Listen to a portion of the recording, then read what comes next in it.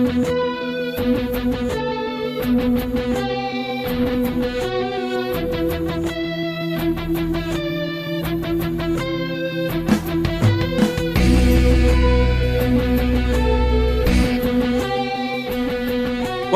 to the first episode of the Krypton Report for Season 2 of Supergirl, Episode 1, The Adventures of Supergirl, directed by the legendary Glenn Winter. Now, Jania. Yes, Tyler? I'm glad that you're here with me. Me too. Glenn Winter started out as cinematographer and then went on to being a director in Smallville. And then he's directed Arrow, Flash. I think he's done Legends now, and Supergirl. He also directed the Supergirl pilot. So it's really cool to see him just continue on and getting his second chance at directing The Man of Steel. Mm-hmm. Now, let me bust out my handy-dandy notebook. All right. What? That was a Blue's Clues reference for all those parents out there. Yeah, we've entered that realm of horror with Solomon. The songs will never leave you. In your most troubled times, they'll be there. But, anyways, back to the super. Oh my gosh. Okay, first of all, before we talk about the episode, what was your reaction when you first saw that trailer for Season 2? I'm very excited about it because I have been, honestly, a little unsure of what to think of Tyler, this entire time. When they said that he was going to be Superman, I was like, oh, really? That guy, I mean, I can kind of see it, but I always pegged him for more of a Bruce Wayne, So, I don't know. At first, I was very skeptical, but then watching the trailer, it just got me more and more excited to see what could be, I'm always optimistic when it comes to these shows and everything like that. I try to give them a chance. But, like I said, at first it was just like, I just didn't know if he could pull it off, to be honest. But the trailer was really impressive, too. So I had goosebumps the entire time. Especially when he did the shirt rip. Oh, man. I was like, yeah, that's exactly how it was. I couldn't speak.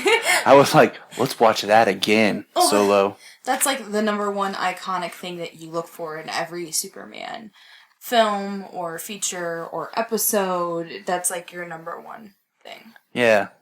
No, well, close to number one. Somebody doesn't understand that, Zack Snyder. I like your work. I'm not bashing you, I'm just saying. You tease me with Clark grabbing his tie and then cut to him bringing the girl down from the burning building in Day of the Dead. No save, no shirt rip, just aftermath. Yep, true story. But that'll be a whole nother discussion that we'll have later. So, let's get into this. Season 2, Episode 1, The Adventures of Supergirl. First of all, hey, we're on the CW. Yeah. Still on Monday nights. We got the CW bringing home all the heroes. So right off the bat, I can tell you that, I didn't feel a different vibe. It still felt like Supergirl. It wasn't like they completely changed it or, it still felt like the same show. Which, moving from network to network can be a little scary sometimes, I mean, thinking about shows that have jump networks, it's weird. I mean, like, I can't remember the exact times here, but I know that, like, Scrubs did an extra season, like, on ABC when it left NBC. Mm-hmm. And then Buffy went from being on the WB to being on UPN. And that was before they formed the CW. Yeah. So that was kind of weird, but it still felt like the same show, basically. So, I mean, this is just going strong in that same vein of continuing to be a strong show and just being the show that it is. And I will say, right off the bat, the effects still look really good. I mean, yes. We had Superman and Supergirl. I didn't really feel a decline in effects and in anything in that area. So I think they know what they're doing. And you know what I did like, though? New title card. I was like, this is cool. I like it because it's just enough different to let you know that there is some sort of a change. What was the difference? I can't remember the old one. The old one's a brighter blue and shinier red symbol. The way it flashes and says Supergirl. This one has a darker blue, more like the color and texture of her suit. It's bigger, more centric. And of course, you know that one thing I always loved about Supernatural, the TV show, was every season they would change the opening title card so that you had an idea of what season you were in. Yeah. And then Arrow, some people say they did it in Arrow season 2, but I don't really see it. But we know for sure they did it in season 3 because they did the weird symbol. And then in season 4, they changed it to just a very bright green arrow tip with the arrow. But it sounds like to me they made the title card more CW. Yeah. You know, to be honest, because all of the colors, if you look at the other shows in CW, you know, you've got, you know, the Flash. The Flash has, you know, a darker red. It's not a super bright in your face red. You know, and then Arrow, even with his green being a little bit brighter, it's still, you know, a muted green. There's a cinematography element that the CW has compared to when you watch something like on CBS. Like even other CBS shows, there's just a certain colorization that they have. Yeah. From a production point of view, I mean, if you watch Supergirl, then you watched like NCIS or something like that, you can see. Maybe that's what happens when you film in Canada. I don't know. But I mean, what's interesting about this is this season picks up, as they state, about 12 hours after where season 1 ended. Yeah.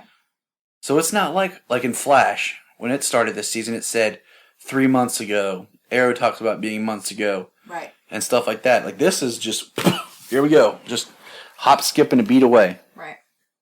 So I mean, that was We're different. also not a part of the Flashpoint situation. Which brings us to something that's heartbreaking, but I get it. Right now, they said they are not going to merge Supergirl into the Flash universe, the Flareoverse. And you know what? At first I was like, dang, but then I thought, since they told us what the crossover is going to be an alien invasion, what if the season finale in somewhere is what ends up being Crisis? Okay. And Supergirl actually gets pulled into the same universe at the end of the season. Yeah. So that next season it picks up with her in the universe. That would make a lot more sense. You don't want too much going on in the Flash and Arrowverse right now. You know, because what you have going on is Flashpoint. You know, and that's a pretty big pill to swallow at this point, you know, for them. So you don't want to add too much more onto that storyline. Now, Barry's a... Okay, different podcast. Let's continue on with Supergirl, guys. How awesome was it to see Wynn sitting there working at the DEO? Well, I guess he wasn't working yet. He was helping out, but we get confirmation at the end of the episode that he is now working for the DEO. It's pretty great. In their new headquarters. Wynn was obviously... His talents and everything were totally being squashed working for Catco. You know, so him going to the DEO makes complete and total sense because the guy's a freaking genius. Yes. You know? And I mean, if Kara, like we know from the end of season 1 that her job is changing, we want to keep her working with Wynn in more capacity, he's going to have to change as well. See, the superhero always needs the tech person, you know, and Wynn is her go-to. He's super smart. I'm just waiting for my favorite episode where it's just Ray, Felicity, Cisco, and Wynn sitting around talking and geeking out with each other. Yeah. They could do a whole episode of just them in a room talking. Yep. I would watch it. For sure. Alright. So what else about Supergirl, Tyler? Well, one thing that our good friend Mr. Phil Parrish noticed that I don't know, I need to go back and watch season 1 again. Who's Phil Parrish, Tyler, again? He's a host on what podcasts? anything with DC but this show. Yeah, Phil. Phil, the voice of DC on Southgate Media. But if you notice on the TV, and I noticed it when we were watching it, but like I said, I need to go back and watch season 1 to see if that's too. But the news channel is channel 25. Okay. Compared to on Flash and Arrow, it's always channel 52. Oh, cool. So it's being a different Earth and universe. So that's something that was just kind of a nice little. Oh, I see what you did there. Yep. Now, when we're in Cat Code, did you get chills or laugh when Cat yelled for Miss Tessmacher? Oh, I loved it. I laughed. She even did it like Gene Hackman. Yes, Miss Tessmacher. Yeah, it was great. And was it also nice to see Miss Tessmacher come out not half naked? Yes. Yeah. She was dressed appropriately for once. No, one thing was interesting. There was no mention at all of Maxwell Lord. Oh, that's true. Yeah. I mean, think about this. This is 12 hours later. Nothing like Max is leaving. Max is retiring. Like, nothing. He just gone. So that's been one thing I felt out with this episode of the difference from the Switch was not even a mention of Maxwell Lord. Yeah.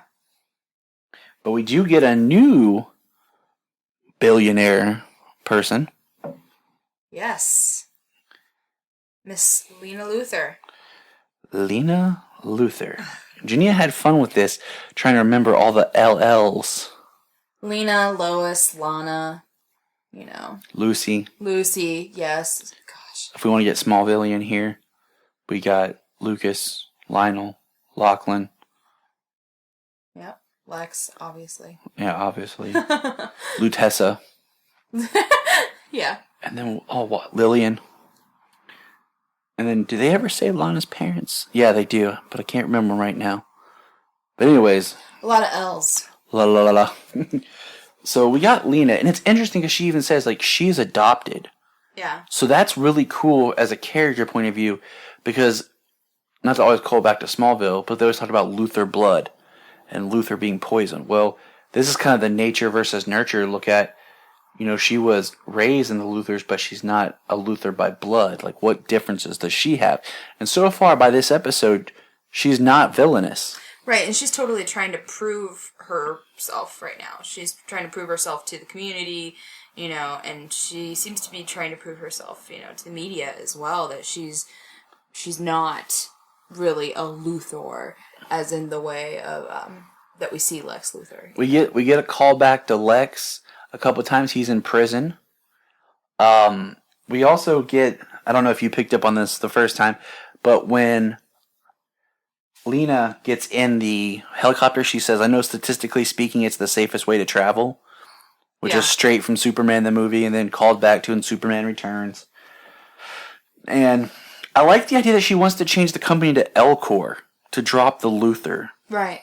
And I think that was really a neat play, because, I mean, if you look at in Smallville, he changed it to LexCorp, and in most forms of Superman mythology, it is LexCorp. Yeah. But there was Luthor Corp, and now she's changing it to L-Corp. Right. So that's pretty awesome, just for something different. Now, we're getting to the big part here, and I'm holding off on it. Did you notice that a lot of people wear jackets now in National City? No, I didn't notice that. Canada. But I did think at the end, I thought it was interesting how Kat was talking about, because we know that Calista Flockhart's not going to be on this series full time. Right. And the way that they ended the episode with her saying to Kara about maybe it's time to take the plunge, that to me is how they're going to bring in Snapper Carr as the reporter that we had discussed before. Mm-hmm. And one other thing we didn't discuss is at the beginning. Yeah, I was going to say, let's backtrack a little bit here. I know, it's just so much cool stuff. Yeah, there's a lot of exciting things in this episode, for sure. The craft that crashes has a person in it that it's deduced that it's Kryptonian. It's been revealed to be Mon-El. We did a whole episode all about Mon-El. We were talking about it. And for those who don't remember, go back and find the episode because we're trying to keep this short and tight. But the thing is, based on what they say a lot and the way they do amalgam-esque characters, I'm wondering if Mon-El might be a hybrid character of like Mon-El and Ha-El. Okay, who's Ha-El? Now, Ha-El... For those of us who do not know, which would be me, guys. I gotta pull the book out because it's really cool, but basically he was mentored and thought as like a son by Jor-El. He was an explorer. He ended up on Earth, but he's really powerful, but he was like scarred. And he basically talked Supergirl into time traveling back to stopping Krypton from being destroyed, but in the process it would destroy Earth. And he kills Superboy almost, because it's the different Superboy in the New 52. But anyways, it would be kind of neat, maybe. You know, like I said before, I'm tired of other Kryptonians being bad all the time. Right. Unless they establish Krypton as a place that was becoming corrupt, to where Jor-El feared for being alive because he wasn't following the status. Right. Almost like if you could think about that Krypton had become Nazis, and he was fleeing, if we want to get more allegorical. So that's why that Clark and Kara are who they are. Yeah. Compared to every other Kryptonian that we meet. So that's just me thinking right now. Let's skip ahead a little bit here and talk about, Superman. Oh, I'm trying to hold back the excitement. I'm trying to get rid of all the stuff I don't want to talk about first. Now, did you think it was interesting how they played the Kara-Jimmy relationship? How they're trying to go on their first date, and then by the end of the episode, it's like, we're not going to date? Like, I don't want you anymore, Jimmy? It was kind of odd, to be honest with you. I felt like that was something that they shoved in there, and I felt like it could have probably taken longer. Like, it needed to breathe for an episode or two. Yeah, you needed to have more time to think on it, and there needed to be more of, her struggling about her job and her title and everything like that was so important in this episode. So there needed to be time for her to be able to struggle with the decision-making with Jimmy, because how important has Jimmy been to her this entire time? And then out of nowhere, it's like, oh, wait, I don't want to be with you now? That's not how it should have gone in my mind. I would have liked to have seen them wrestle with the idea of... I don't know if you've ever had that experience, dear listeners, where you like somebody who's a friend, and you're kind of nervous to take that step. And then when you do, you realize you're attracted to them, but there's something not there. And you just rather be friends. And I would have liked to have seen that kind of play out a little bit more with them, where they're trying and they're trying to work it, and it's just not catching on. Yep. Compared to how we ended up with just like in one episode. Basically within 24 to 48 hours. They're like, nope. Yeah, it takes longer than that. And let's see. Anyone else going to get at this vibe? Maybe Wynn and Alex kind of romancing each other?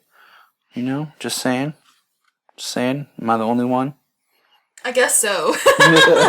Because, for me, I kind of liked the dynamic of Maxwell Lord and Alex, that was great, but Max probably isn't coming. And yeah. I would like to see one series where the good guy, the nice, nerdy guy. Yeah, that. But the hero has a healthy and balanced relationship. Right. We get a hint from another character who guest stars on this episode that person has a healthy, balanced relationship with their significant other. About Superman.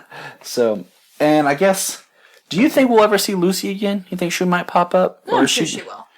And do you think we'll get to meet Lois? That's an interesting one. I feel like we've met Superman, so like Lois would kind of be like, it would make sense to meet her. It's almost like, because we've met Lucy. Why wouldn't we meet her? We've met Lucy. We've met General Sam Lane. Just please cast her correctly. That's all I ask. CW, please cast her. Who would you cast? Oh my gosh. That's the problem. We've talked about this before, but one person that we both said should have, could have, wish it would have had been Lois Lane in the DCEU was Haley Atwell. Yeah. I know she's got her new series, so I doubt that. But hey, All things are possible on Krypton. Now, to the big news. Superman was in this episode. Holy crap. Okay, wow. I mean... Not that we haven't been talking about that. From the moment he shows up and he's doing that little speech as Clark, you feel Clark. Like, just the awkwardness when he's like, lickety-split, sir. And he's like, I know people don't say lickety-split, but he just has the vibrance, the life, the draw of Superman. I have to tell you, from the first point that we found out that Tyler Hoechlin, we're going to go with Hoechlin, okay? From the first point that we found out that he was going to be Superman, I was like, can he really do it? You know, I was super skeptical. But yeah, as soon as he gets on the screen and he starts talking like Clark Kent should be talking.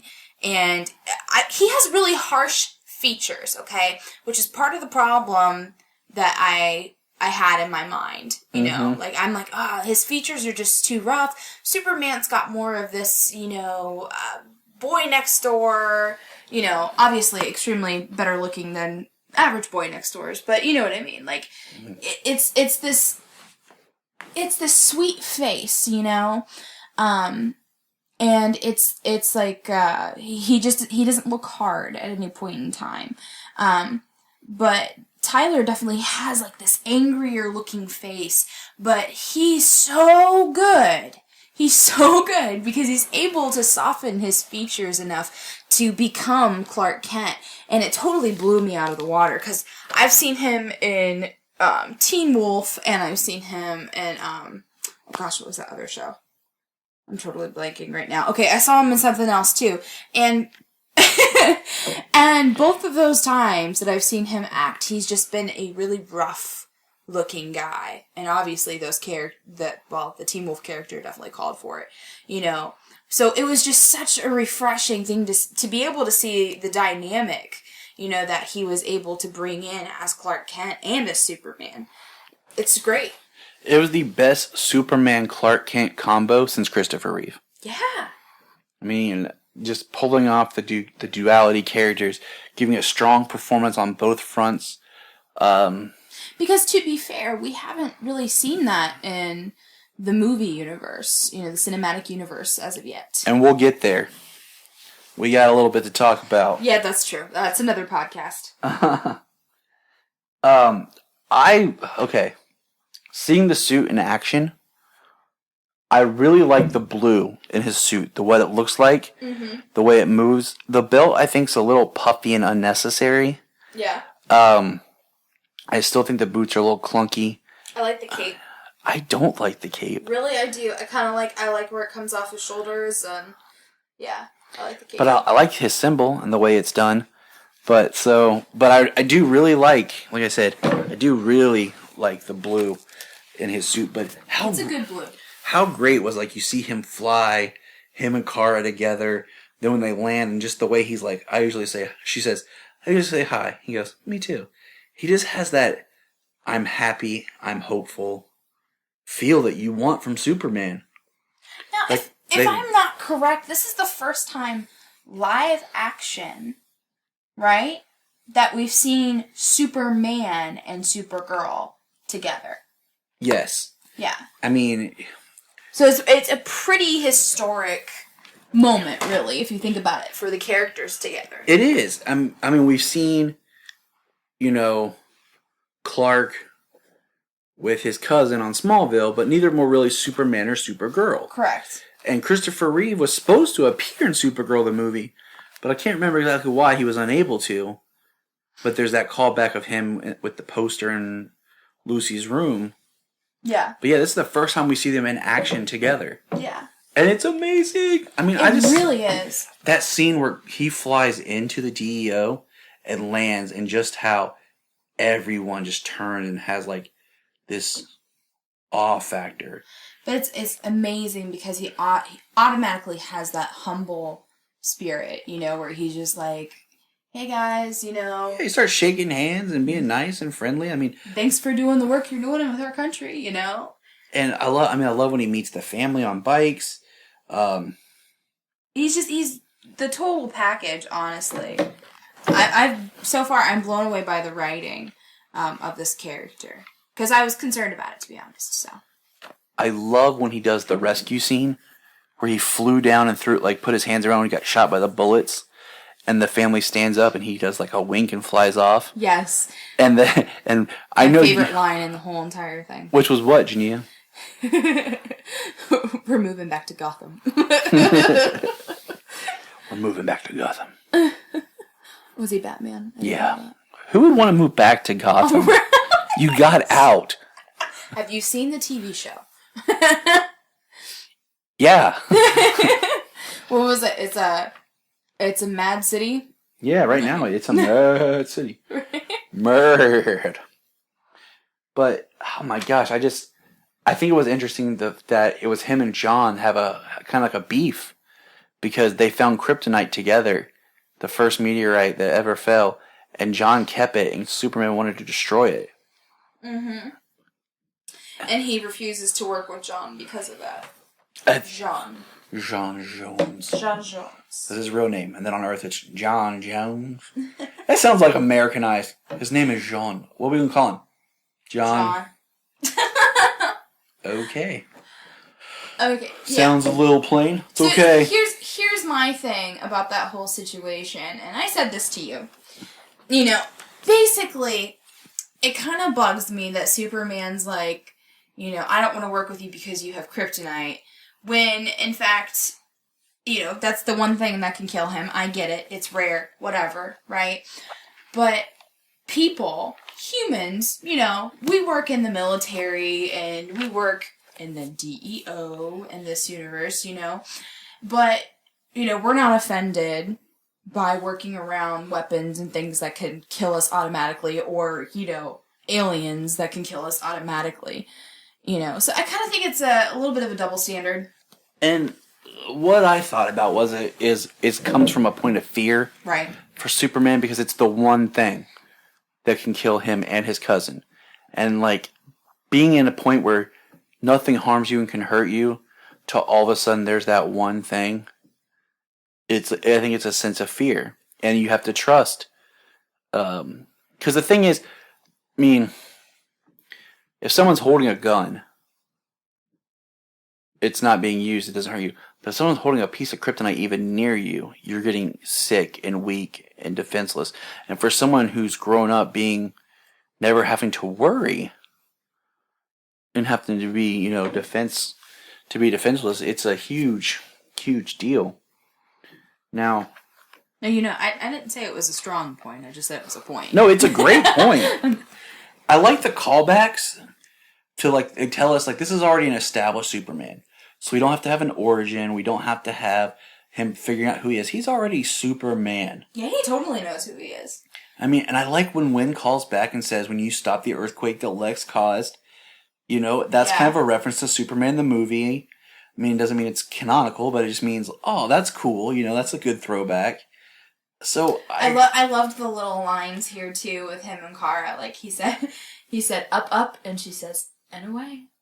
You know. I liked when they were in the elevator and he knocked over the papers and she's like, "You really got this clumsy thing down." He's like, "That actually wasn't an accident." Like, and it makes the dynamic of who he is as Clark more powerful. I mean, yeah. I like it because to me, Clark Kent isn't his mask. You know, I think that he really is Clark Kent. I think that he really is Superman. I think that they blend into one another. You know, whereas with Batman, for instance, you know, Bruce Wayne is the mask and Batman is who the man truly is. You know, that's not the situation for Clark, you know, because he definitely has all of these different personas, you know. He's Kal-El, he's Clark Kent, he's Superman, but he is still the same person in every single aspect. And that, I think this character version is, I mean, it always comes down to, I think, seeing who Superman is interacting with. Because, okay, you know, Christopher, his portrayal was the most diverse in the fact that we saw this man that was Superman, and we saw his Clark, which was so much of the opposite. We saw two distinctive characterizations of two people. Mm-hmm. Recently, it's been more of a blended, where there is the Clark Kent persona, but then there is also Superman. And then there's also been the portrayal of Clark Kent, the reporter, is on one side of the pendulum of a portrayal, and then Superman is on the other side, and the real person's in the middle. Right, which is totally what I feel like we're getting from the cinematic universe right now. So, or that they're trying to convey in the cinematic universe. I should say. I agree, and we'll get there. Yes, another podcast. And so the other thing is, it's hilarious how Kat has the hots for Clark. Yes, it's great though because it's like a callback a little bit to wasn't it like that in Lois and Clark, the TV show? Yeah, like she had a crush on Clark. And in the really poorly recepted Superman 4, there's a character who actually has a thing for Clark, and I think it's an interesting dynamic when someone's actually attracted to Clark. Not Superman, yeah. And it's always like Lois and Clark, I think, did it the best, where there's that relationship. She likes Clark, she likes Superman, she likes them both, and then realizes they're the same. Yeah. So it's like, jackpot. And every other version, it's not really had that blending as well. There's not... in Smallville, Lois never got to physically see the Blur. I hate that name. So she had an admiration for someone that she'd never met, and she knew Clark. With Christopher Reeves, they were two completely different, and then he did the whole I tell Lois mind wipe thing. So that's gone. Don't even want to talk about Superman Returns version. Yeah. So, nope. And then in Man of Steel, she just meets Clark first, but Clark is Superman. She knows it, one and the same. There's never the distinctive difference. Right. So pulling us back around here, how would you rate this episode? If you had to give this episode a rating of, what are we going to do this year? Do we want to give it letter grades? Do we want to give it stars? How do we want to do it? Why don't we do stars? Why not? Are we doing it out of 4 or out of 5? 5. Okay. So, I'll start with what I thought about the episode here. Kind of just sum it up. So, I felt like it started really strong. Really great episode. I love that right in the beginning we're like, boom, we get the Mon-El thing. And then, boom, Superman comes in and he's helping Kara. And then it kind of gets a little muddled for me when we have the Jimmy Olsen Kara plot, subplot. Yeah. It's honestly, it's too much for the very first episode of the season. Oh, we almost forgot something. What? The person who tried to assassinate Lena Luthor was John Corbin. Oh, yeah. Yeah. And at the end, we found out he's been taken after he was shot to Cadmus Labs, where he gets rechristened Metallo. Which is awesome, because Metallo is a very prominent villain in Superman's mythos. Yeah. But I just think it was kind of funny that the Doctor called him Metallo. I was always I liked in the comics when it was Metal Zero. It was like a program title. Yeah. And then someone said it as Metallo, just kind of making a name out of Metal Zero. Yeah, I get it, yeah. Instead of her just being, well, like, she didn't even say code name Metallo. She just like, John Corbin dies. Welcome, Metallo. Yeah, a little cheesy. But whatever, I'll let it slide. I don't care. And I agree with you. I agree with you totally about it got muddled with the we discussed that the Kara subplot with Jimmy needed to breathe more. It did. At least 3 episodes, I think. It did. And I really, really feel like there was just a lot in this episode. A lot, okay? So we have Superman comes in, we have Mon-El in the beginning, we have Winn becoming a part of the DEO. We have Kara trying to figure out who the heck she is, you know? And then we have her relationship with Jimmy Olsen. Then we have Metallo coming in, John Corbin trying to kill. Oh, and then we have Lena Luthor. You know, Lena Luthor's being attacked by, you know, some... We get bombarded with new characters. I mean, yeah, even the new setting, Kat... We get Kat, who's kind of that comfortable, but at the same thing, we get that sense that something's not right in Cat Town. Yeah. So it just feels like the plot. This episode to me should have been more of a hit and miss for Jimmy and Kara. Like it should have been little things about we can meet up now. Oh, I'm sorry we missed it. We can meet up. I'm sorry we missed it, and then continue that in the next episode. Make it a little bit more dynamic and more intense. You know, and then, it snowballs. It builds up. Episode 3 is kind of like Kara. We need to talk. Like, right. This obviously something's changed. Something's different. Yeah. So for me, there was a lot going on. Definitely. And I think that even with a lot going on, the pacing was still done very well. Yes, it was. So one negative comment, one positive comment there. So I guess in my opinion, it would probably be a 4 because I could probably rate it a little bit lower, but Tyler did such a fantastic job. Not you, honey. The other Tyler. Damn. I get used to that. Tyler Hoechlin did such a fantastic job as Clark Kent. I can't talk. Clark Kent and Superman.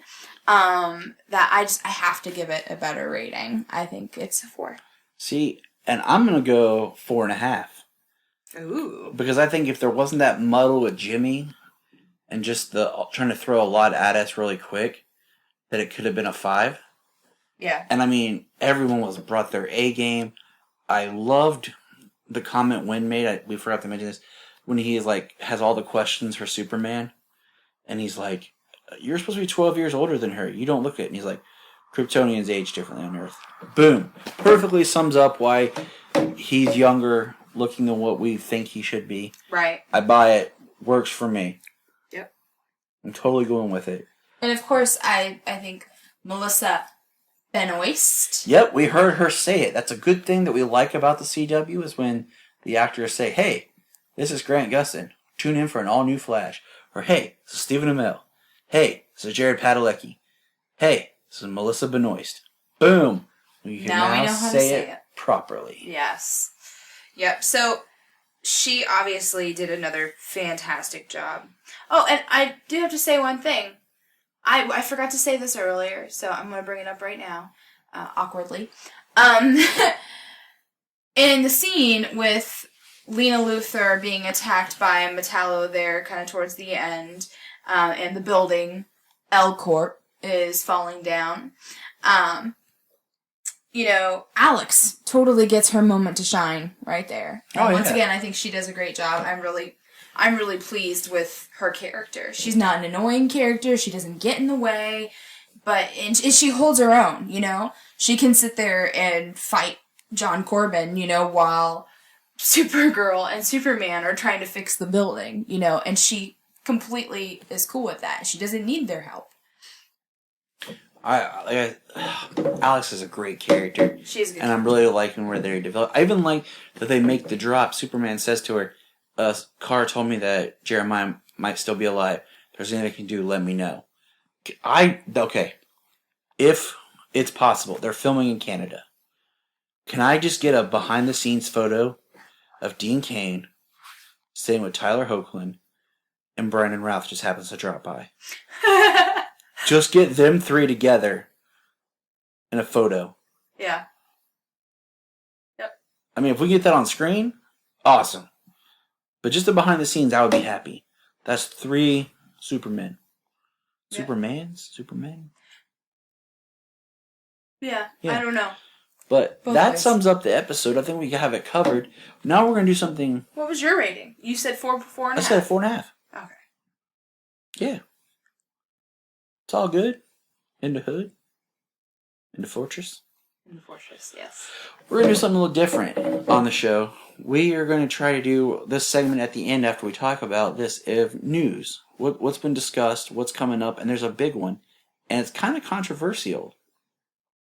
Jania, you watched Young Justice. Do you remember the character of Guardian?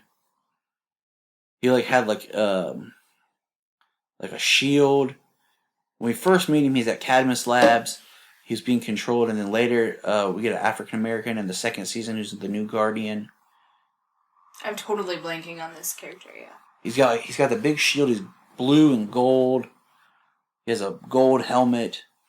Oh, okay, yeah. Okay, he's the character that a lot of people thought Diggle was going to be when he got his mask and outfit and became Spartan. Yeah, word. Well, have you seen who the Guardian is? No. So Guardian is coming to Supergirl. Sweet. We'll see in a second. Okay. How you react. Okay. Let me show you the picture of Guardian that they released. I have it saved here on my mobile.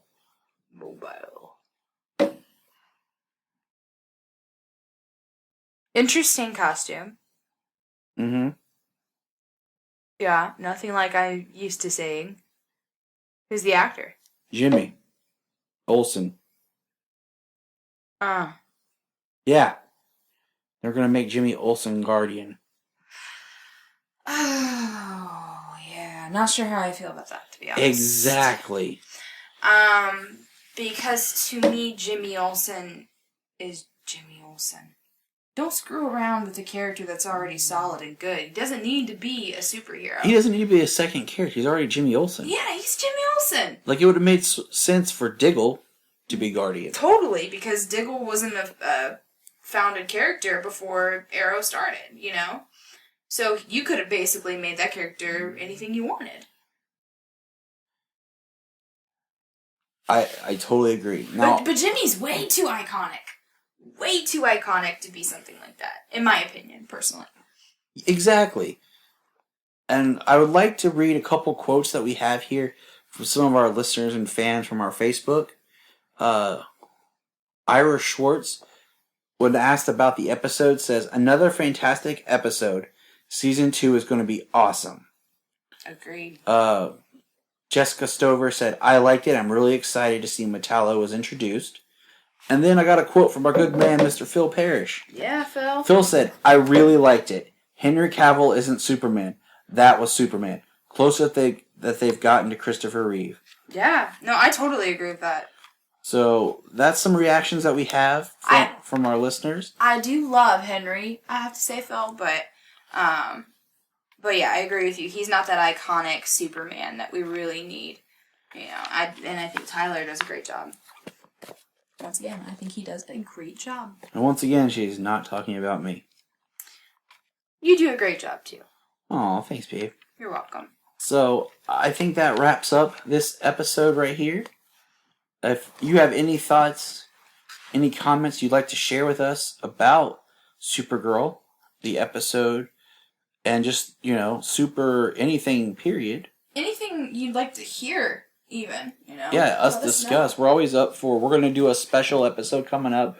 We're going to talk about the anniversary of Smallville, and then we're going to discuss more. We kept hinting at some things that we've discussed, and we've kind of pulled together about the representation that we got from the DCEU of Superman, and how they're really downplaying Cavill as an actor as well. Mm-hmm. So we're going to talk about that in an upcoming episode. Yeah. So, from myself, here from the Fortress, just want to remind you to look up in the sky.